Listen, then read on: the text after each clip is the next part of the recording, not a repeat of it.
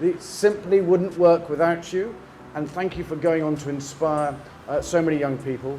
To all the supporters here today. What if I told you that the most powerful man in Britain, a king who commands armies, dissolves parliaments, and shapes the destiny of nations, was forced to back down, in writing, on the record, forever?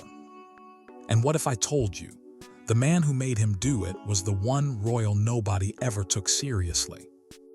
By the end of this video, you'll know exactly how Prince Edward built a legal fortress so airtight that even King Charles's own lawyers couldn't find a single crack in it. Before we go any further, hit subscribe, because this story will leave you speechless. The date is March 25th, 2026. Somewhere inside Buckingham Palace, a formal note is being drafted. Not a press release, not a public announcement.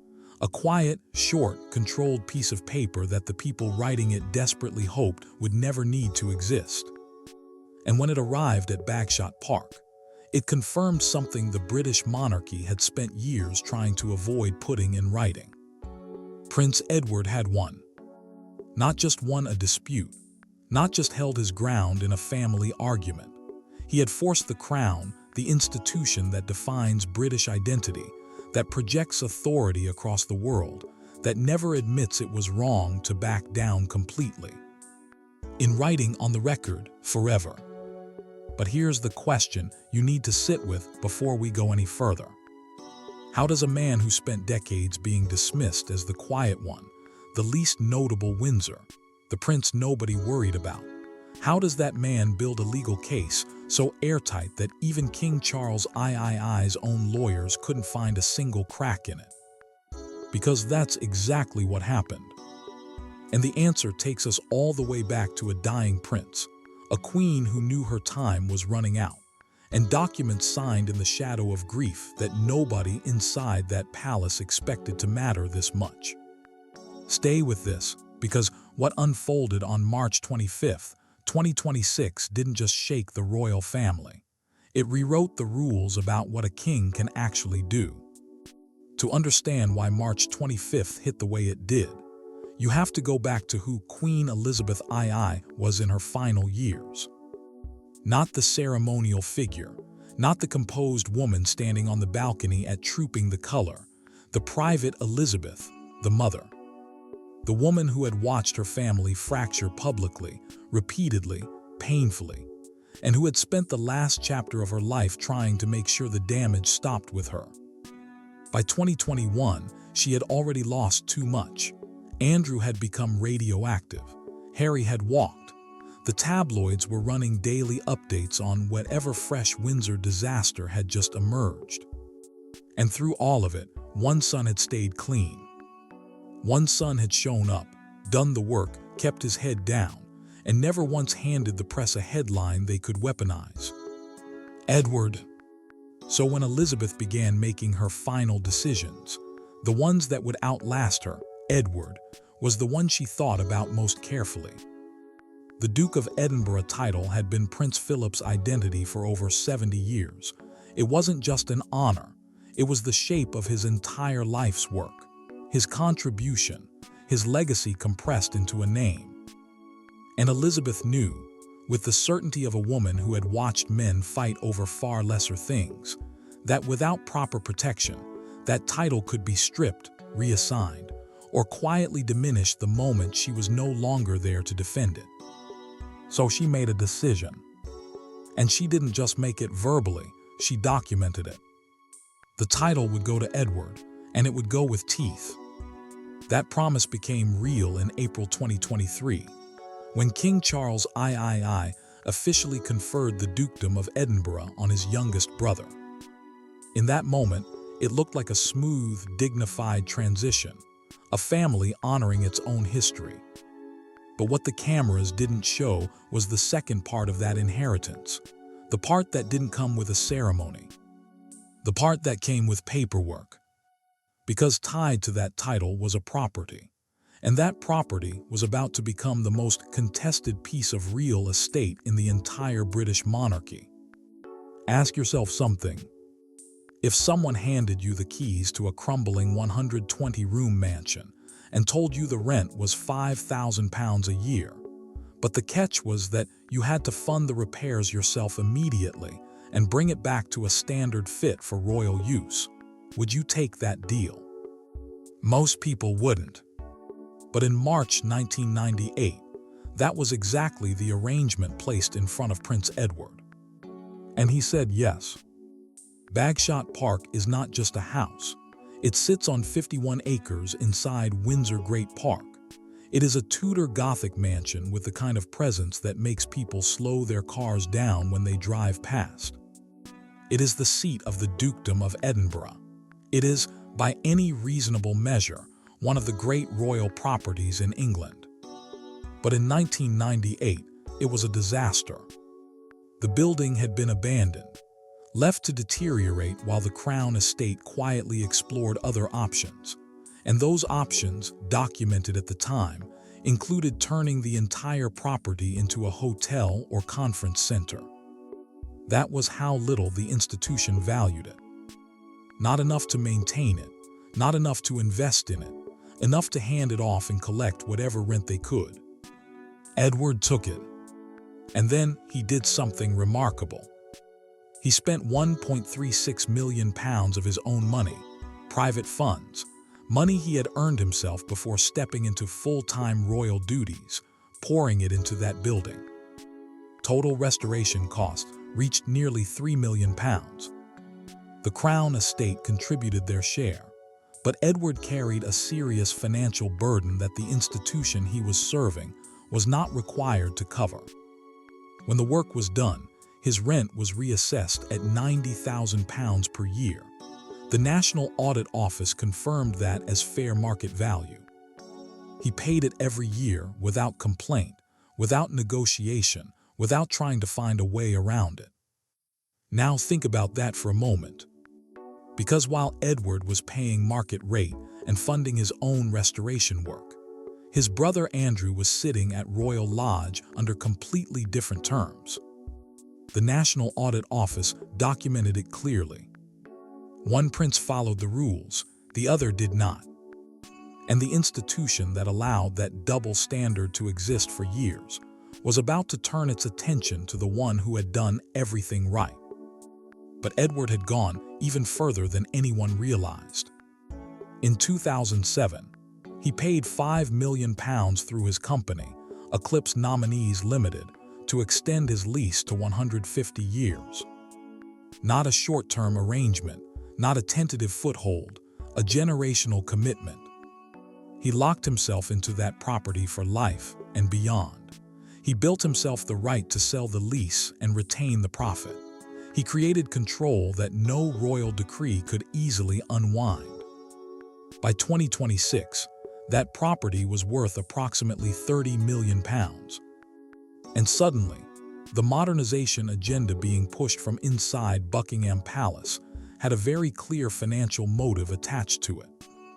Here's where you need to pay attention, because this is the part that most people on the outside couldn't see while it was happening. Charles had come to the throne in September 2022 with a vision: a slimmed-down monarchy, fewer working royals, tighter finances, more central control over how the institution projected itself. Those were the stated goals, reasonable on the surface, sensible even if you accepted the premise that the monarchy needed to modernize to survive. But a stated goal and the actual mechanics of achieving it are two very different things. And by 2026, those mechanics had started to look less like reform and more like consolidation.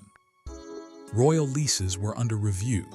Financial audits were being conducted behind closed doors. Quiet pressure was being applied to how members of the family lived, what they held, and what they owed the central institution for the privilege of holding it. Bagshot Park became a target.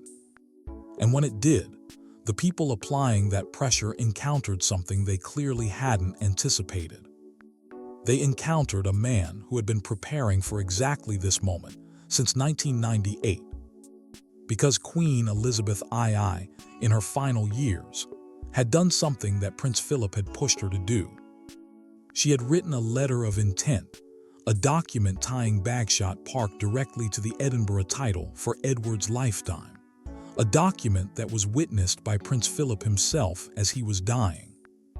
Think about that for a moment. A man in the final weeks of his life, watching everything he had built begin to shift around him, took the time to put his name on a document designed to protect his youngest son from an institution he knew could be quietly ruthless when it chose to be. Philip had spent more than 70 years inside the machinery of the British monarchy. He had watched it move against people it no longer found useful. He had seen how the quiet pressure worked, how you didn't need to break rules to break a person. You just needed to make their position unstable, their support uncertain, and their home insecure. He was not going to allow that to happen to Edward. So he signed the letter. And Edward kept it. Kept the original lease. Kept every financial record from every repair, every payment, every audit. 20 years of documentation, building a file that nobody inside the palace had anticipated existed. But it didn't start with the property. It started with something smaller, something more personal, and in many ways, something more revealing about exactly what was driving this pressure. Earlier in 2026, before the lawyers arrived with their dossier, a palace official appeared at the Edinburgh household. The visit was framed as routine, a jewelry audit, a National Heritage Review standard procedure. That's how it was described. What it actually was, stripped of the careful language, was someone arriving with a clipboard to question jewelry that Sophie, Duchess of Edinburgh, had worn as her own for 25 years. And at the center of that audit was one piece, the Anthem Tiara. This was not a random item from a shared royal vault. It was made specifically for Sophie's wedding in 1999, commissioned by Queen Elizabeth II herself. Built using 4 antique elements shaped in a honeysuckle design taken from the private collection of Queen Victoria. It was Elizabeth's personal gift to the woman her youngest son was marrying. For nearly 2 decades, it was the only tiara Sophie regularly wore. And that detail matters more than it might seem. Sophie was never granted the kind of open access to grand state tiaras that other senior royals enjoyed. That was understood within the family, never announced, never formally stated, but clear. The Anthem Tiara was her crown, the one piece that was entirely hers. Now that piece was being questioned. The argument coming from the palace was legal in its framing. Because the tiara contained stones from Queen Victoria's era, it could potentially be reclassified as crown property. That would mean moving it to the central royal vault and requiring Sophie to request permission each time she wanted to wear it. Her own wedding tiara, a gift from the woman who was as close to a mother as she had ever known, requiring permission. But here's the thread you need to pull. Because if that argument holds, if a personal gift from the monarch can be reclassified as crown property based on its historical components, then where does it stop? Every piece of jewelry Elizabeth gave over her 70-year reign becomes vulnerable. Every personal gift becomes subject to review. And Queen Camilla's own collection, which came substantially from royal sources, falls directly into the same trap. The logic of that argument devoured itself. Edward's legal team saw it immediately, but they weren't just going to point out the contradiction. They were going to shut it down completely. They produced a deed of gift signed by Elizabeth in 1999. It classified the Anthem Tiara explicitly as a private wedding present, not a state loan, not a shared asset, not held in trust. It belonged to Sophie, full stop. But Edward had gone further. In 1999, he had worked with royal jewelers to create a matching set of pearl jewelry for Sophie, a necklace and earrings designed to complement the Anthem Tiara. The materials were funded through the crown, but Edward held the design rights personally.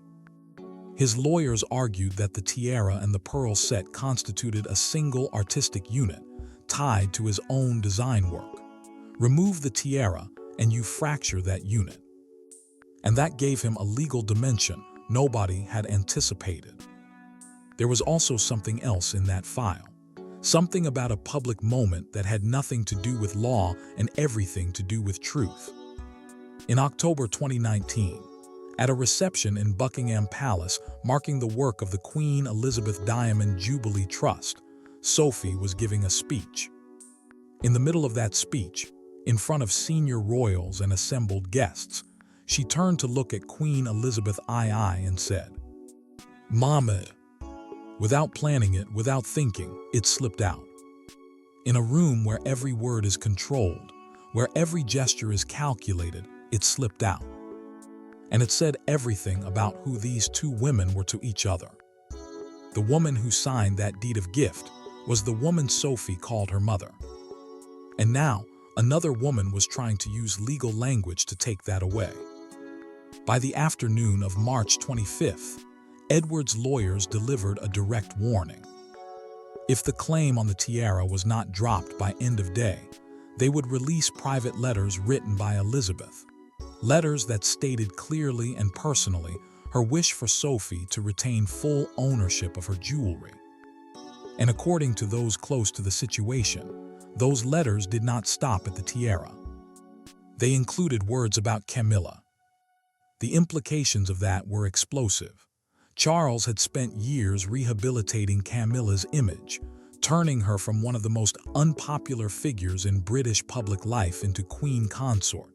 It had been a long, careful, difficult process. Elizabeth's documented feelings about Camilla, the long years of cold distance, the tension that never fully disappeared, the reluctant acceptance that came only near the end, those were things Charles had worked hard to leave in the past. Those letters could bring them back in a single afternoon. This is where everything changes. Because up to this point, the fight had been legal. Documents against documents, lawyers against lawyers, paper against paper. And then Princess Anne walked into a private room inside Buckingham Palace. To understand why that moment shifted everything, you have to understand that Anne and Sophie were not always close. As recently as 2021, the distance between them was visible. Anne doesn't perform warmth, she never has. If she doesn't feel it, she doesn't show it. That's been her entire public life. But April 2021 changed the structure inside the family. Philip died. And in the grief that followed, both Anne and Sophie stepped forward to support Queen Elizabeth II. Through her final year, they began seeing each other almost daily. The distance between them closed slowly and then completely. By the time of Elizabeth's funeral in September 2022, the change was there for anyone paying attention. As they stood waiting for the coffin, Sophie reached out and placed a quiet hand on Anne's back. A small gesture, barely visible but real. And in a family that runs on controlled appearances, real gestures carry enormous weight. By March 2026, that quiet connection had become something protective and ready to move. So when Anne walked into that meeting with King Charles III, she was not there as a sister trying to mediate. She was there as a woman who had reviewed every document in Edward's file and decided that what was happening was wrong. She went straight to the point. She told Charles that if he allowed this to continue, if he allowed private gifts from their mother to be questioned, reclassified, or retrieved, then the word of a monarch meant nothing. And then she said something that stopped the room. If our mother's signature on a lease or a deed of gift is not worth the paper it's written on today, then your signature will be worth even less tomorrow. That is not a diplomatic line. That is not a sister trying to smooth things over. That is a direct attack on the foundation of royal authority itself. A king's power rests entirely on trust. The trust that what he signs will be honored. That trust doesn't begin with him. It flows from every monarch before him, every document, every promise. Every recorded decision made by every sovereign who came before creates the credibility that makes the current monarch's word mean anything at all. Break that chain and you don't just dishonor your mother, you weaken yourself. Anne had also reviewed the Bagshot Park documents personally. She knew what Edward had paid. She knew what terms the Crown estate had accepted. She knew exactly what a 150-year lease meant in legal terms. And she made her position clear. Edward paid for that home. The Crown estate accepted his money under those terms. That agreement stands. There is nothing left to argue. She didn't treat the tiara and the house as separate disputes. She made it explicit they were the same fight. Both were personal gifts from Elizabeth, both backed by signed legal documents, and both were now being challenged using the same logic. If they succeed in taking one, the door opens for the other. And once that door opens, nothing their mother ever signed is safe. Then she went further. She told Charles that if the pressure continued, specifically if Camilla's office continued pushing, she would act. Not privately, publicly. She would oversee a full audit of the Queen's household, not a surface-level review of basic numbers, everything. Expenses, staffing, allocations connected directly to Queen Camilla. That threat was not empty. Anne is the one person in that family with the credibility to make it real. She has a decades-long record of financial discipline and public accountability. If she says she will expose something, people believe her. The press believes her. The public believes her. She has never been caught in a manufactured story or a polished deception. She also addressed Edward's children directly. There had been quiet pressure building to push James, Earl of Wessex, and Lady Louise Windsor into full private status earlier than their parents or they themselves had decided. That would mean stepping away from protected royal positioning and losing the security that comes with it. Anne shut it down immediately. She had chosen a private life for her own children, Peter and Zara, years ago. But that was her choice, made freely, without institutional pressure, without anyone deciding the timeline for her. What she was watching now was different. It was external pressure being applied to children who had not made that choice. And she was not going to stand by while that happened. By the time she walked out of that room, Charles had no clean options left. Back Camilla and risk destroying the credibility of his own authority, or step back and accept that some things his mother decided are simply beyond his reach. There was no good version of either choice. After Anne's meeting, after the dossier had been reviewed in full, King Charles III's own legal team delivered their conclusion. Prince Edward's position was virtually unbreakable. Every document held, the original lease, the financial records, the letter of intent witnessed by Philip, the deed of gift for the tiara, 20 years of maintenance records showing the Crown had benefited from Edward's stewardship of the estate. Every single piece of the file stood up under scrutiny. And then came the detail that reportedly hit Charles hardest of all. He had known his mother always protected Edward and Sophie. He had understood where her loyalty sat within the private dynamics of the family. But he had not known that Philip, in the final stage of his life, had formally backed that protection in writing. He had not known about the witnessed letter. That changed the entire character of what he was looking at, because it wasn't just Elizabeth acting to protect her youngest son. It was both of them together in the final chapter of their lives, making sure that what they had built for Edward and Sophie would survive them. Charles had believed, since conferring the dukedom in April 2023, that he retained some residual authority over what came with it. That as the king who granted the title, he still held a degree of control over its context and surroundings. His own lawyers told him in writing that he did not. What his mother gave Edward was not temporary. It was not conditional. It was not subject to royal review or modernization agendas. It was a legal inheritance properly documented, witnessed by two of the most senior members of the monarchy, and it was entirely out of his reach. When the law failed him, Charles stepped outside it. He wrote a private note, handwritten, sent directly to Bagshot Park, not through lawyers, not through palace channels.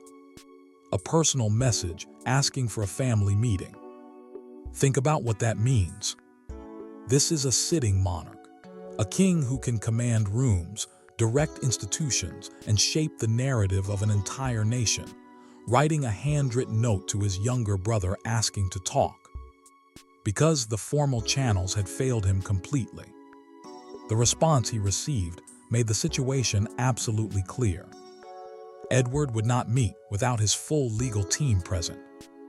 That single response changed everything that followed, because it told Charles and everyone watching inside the palace that this was no longer a family disagreement. It was no longer the kind of thing that gets smoothed over at a private dinner or buried in the comfortable silence of Windsor protocol. Edward was no longer operating as the younger brother trying to maintain peace.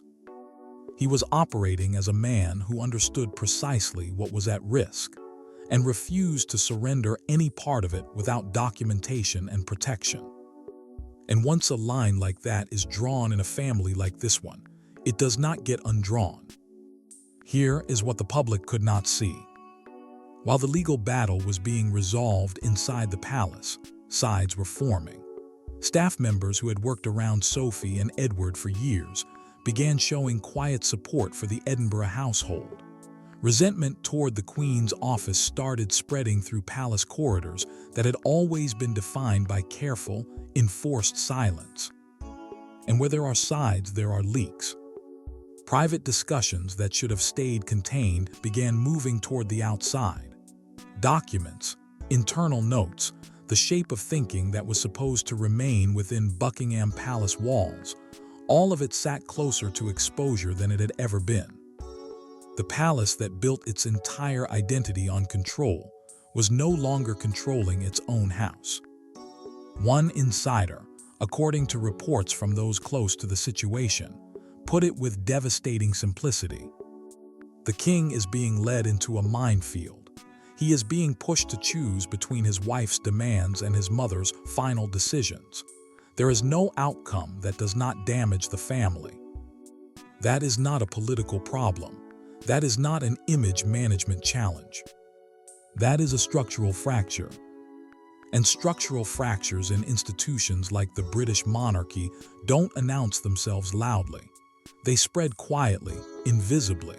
And by the time anyone can see the damage clearly, the repair work is already impossible.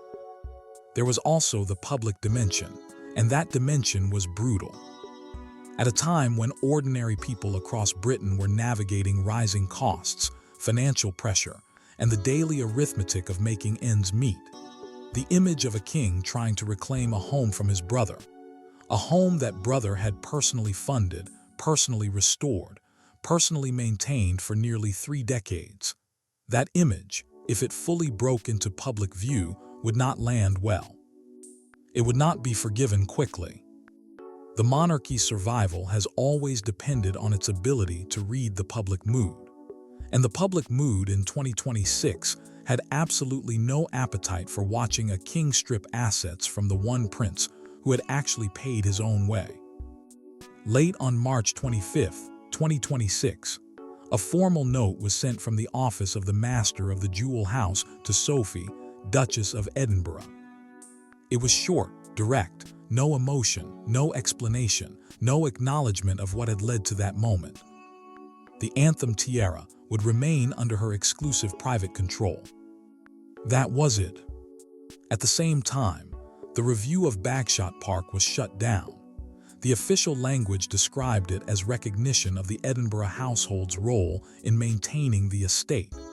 Clean, neutral language designed to give everyone a way to move forward without anyone having to say the word defeat out loud. But inside the palace, nobody misunderstood what had happened. The crown had stepped back. Everything Prince Edward held was confirmed. The title, the home, the tiara, all of it standing exactly where Queen Elizabeth II and Prince Philip had placed it, backed by documents that had survived every attempt to challenge them. And here is why that matters beyond the immediate outcome. That formal note will sit in the archives long after every person involved in this story is gone. When it is read in the future, and it will be read, it will be clear what it records.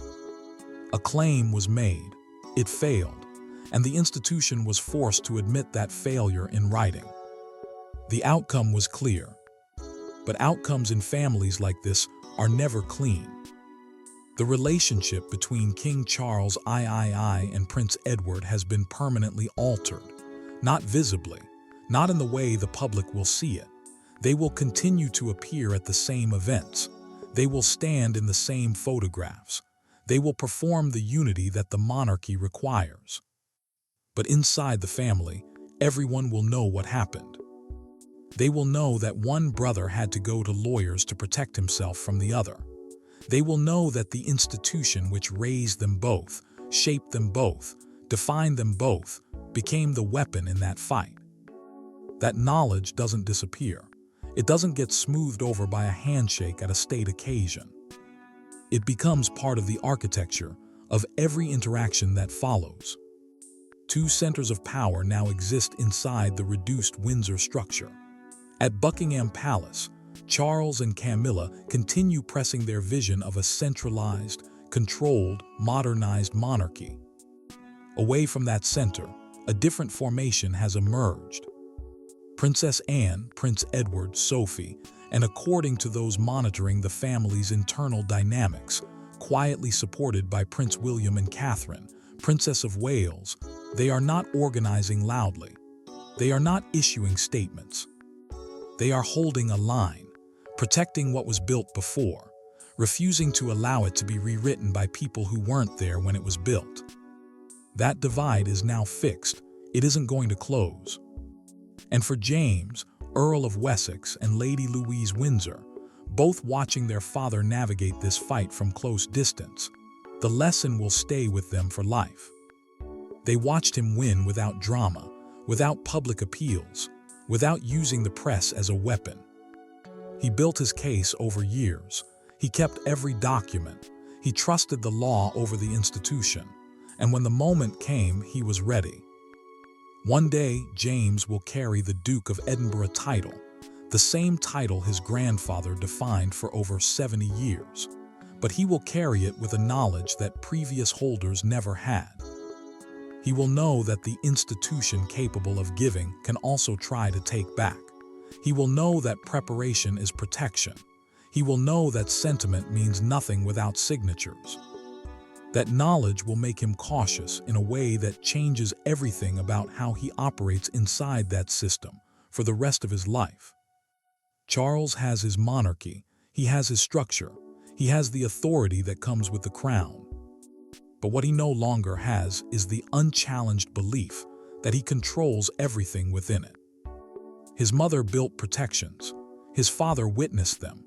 His youngest brother spent 28 years quietly, methodically making them legally unassailable.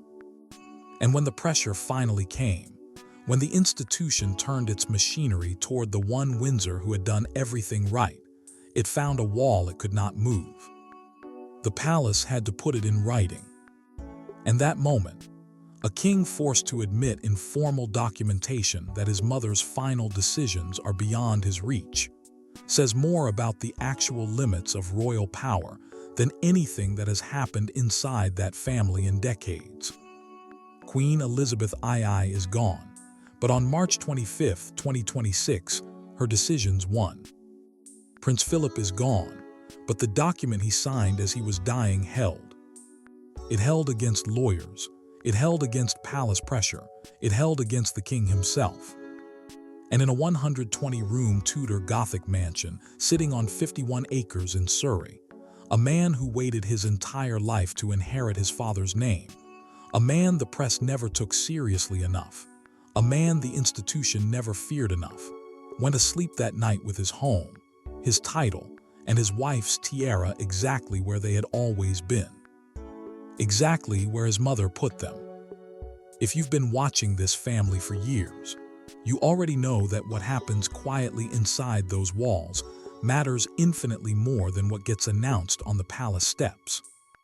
And if you want to keep watching, because this story is far from finished, make sure you're subscribed. Hit the bell because what comes next in this family is going to be even harder to look away.